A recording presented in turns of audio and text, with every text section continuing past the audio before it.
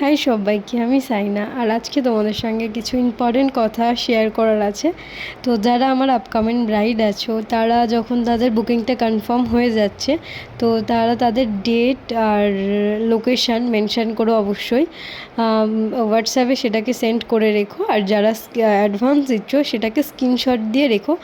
আর আরেকটা কথা, তোমাদের যখন যে ডেটে বুকিং নেওয়া হয়েছে তার 2-3 দিন আগে অবশ্যই ইনফর্ম করো, মেসেজ বা কলে। তো তারপর যেটা হয়, জুয়েলারি নিয়ে রিসেন্ট অনেক প্রবলেম হচ্ছে।